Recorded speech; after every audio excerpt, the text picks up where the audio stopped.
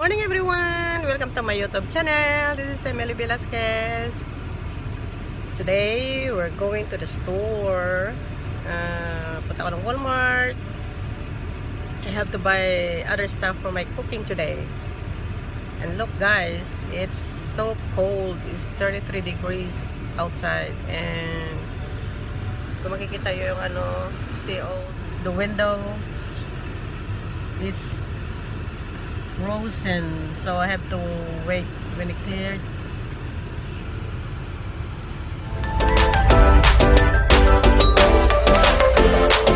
Also in the front look sa harapan. Dinidefrost ko muna guys bago ko alis. Yan, dito sa side. It's 33 degrees. Ayan guys, look.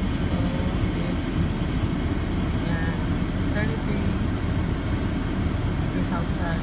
So ayan guys, it's already clear front and also the side almost na marinig yung ingay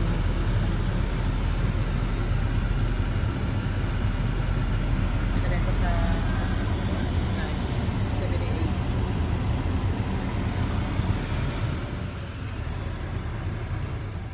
Okay guys, nandito na tayo sa Walmart Neighborhood Market. Ayan guys, tapos na tayo. Sandali lang naman ako ng konti lang naman ang pinick up yung few stuff. Okay guys, I'm home. Nasa bahay na ako. Ito na naman ang binili ko doon. Yung red onion.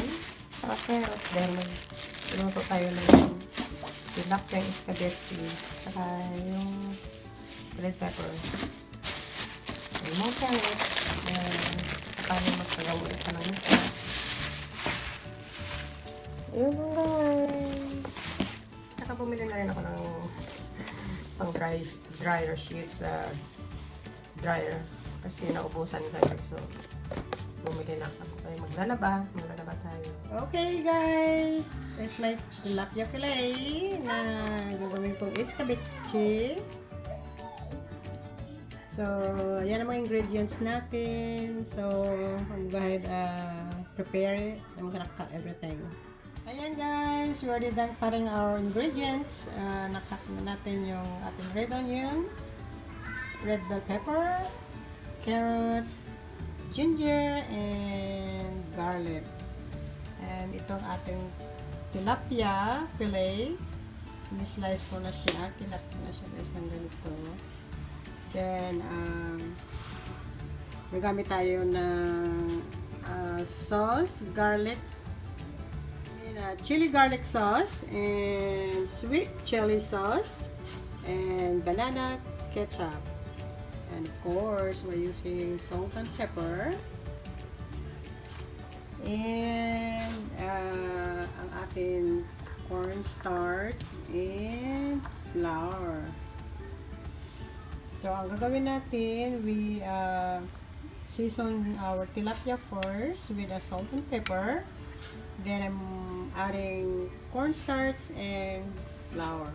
Okay, so, go ahead and pour our salt. And black pepper.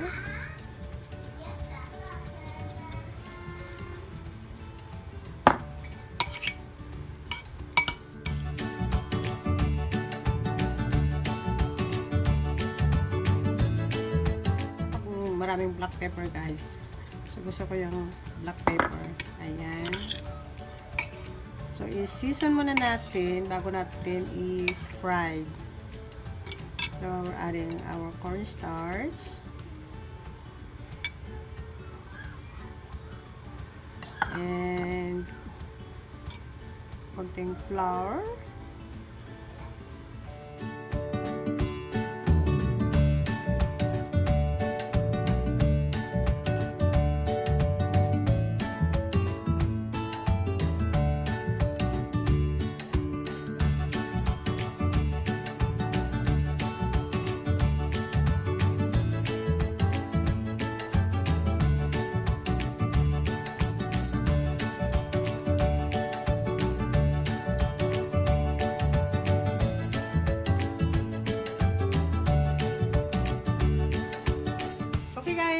sana natin fried yung ating isda.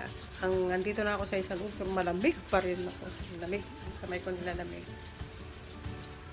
Okay, ayan. Mainit na yung ano natin, oil.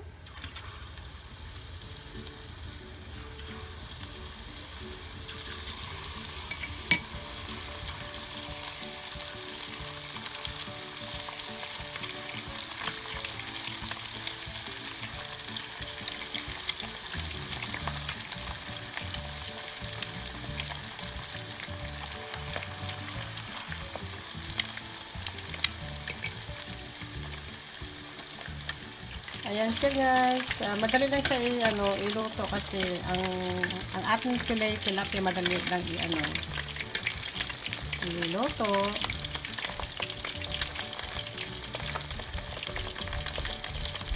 Ayan. So that's good. Hanguin na natin.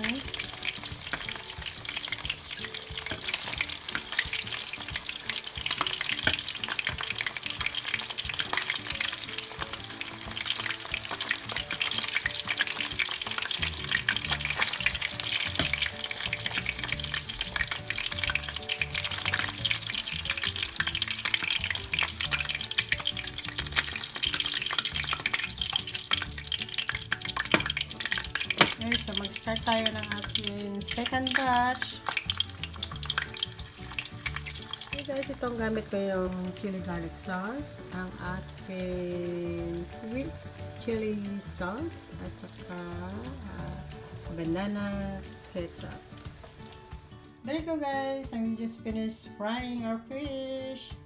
So, mag-start na tayo mag-saute ng ating mga ingredients. Tsaka I'm gonna use yung oil na pinagprituan natin. So we're gonna add a brown sugar and more cornstarch. Okay, let's start cooking.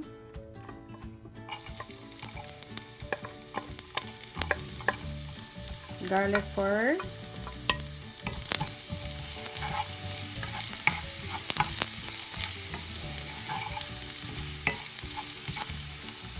And then ginger.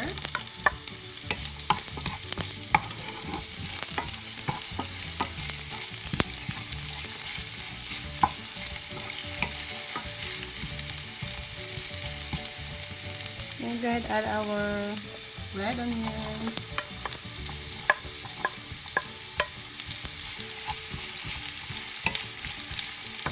Mag-a-add din tayo dito guys ng kunting tubig.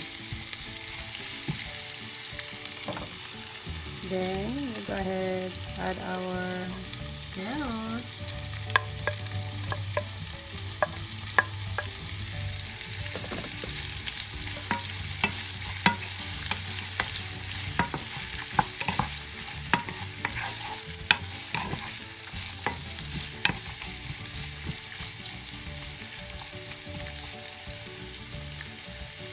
Then, we'll season it with a little bit salt.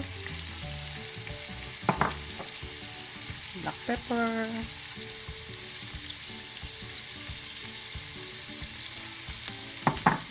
yan guys, so we go ahead add our red pepper. Pwede rin kayo gumamit mag-add ng green pepper.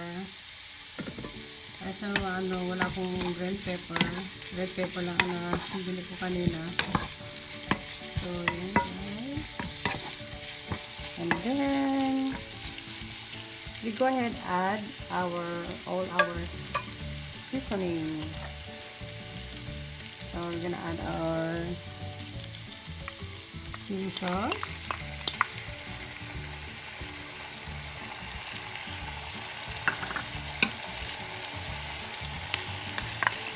ang ating chili garlic sauce. Ang bango na guys, mabango yung ginger and banana ketchup.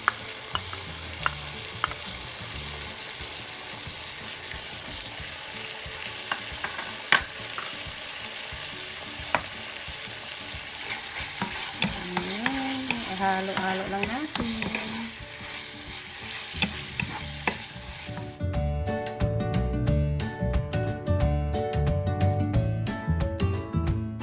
Sugar.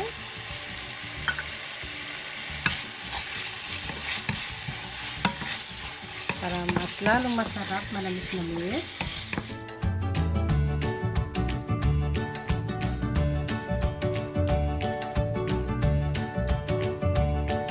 Okay, so we're gonna lower our heat down and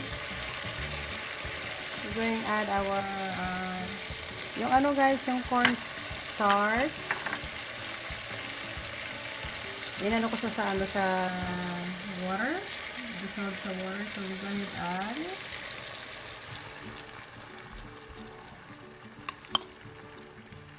ayan.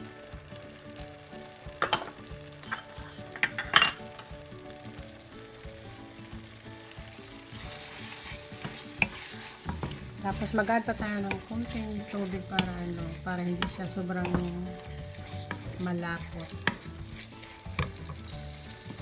And a little bit more water. Nasa sa inyo na guys, kakantsahin nyo lang yung ano, pag sobrang lapot niya, mag-add kayo ng ano, konting tubig.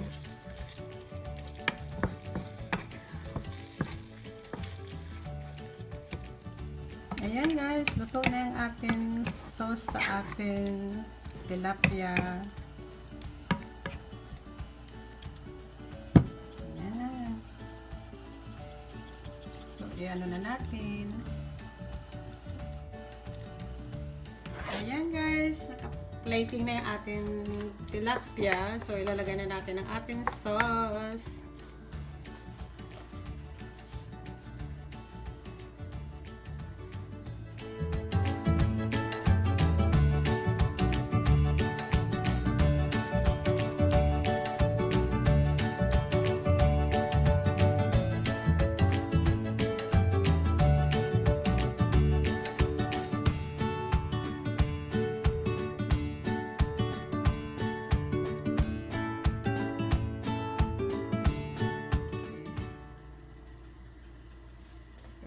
And garnish natin ng green onions.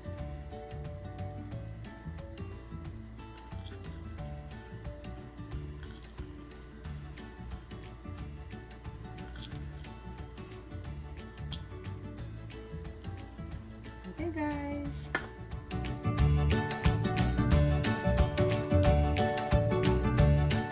Ayan guys, tapos na yung ating tilapia escabeche with banana ketchup.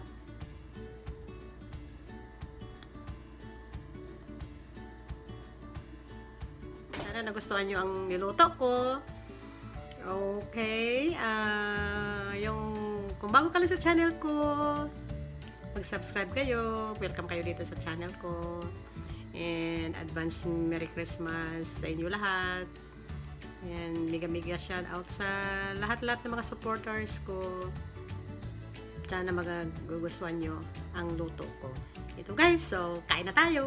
Ito na bali ang yung dinner ko. So let's eat. Thank you everyone.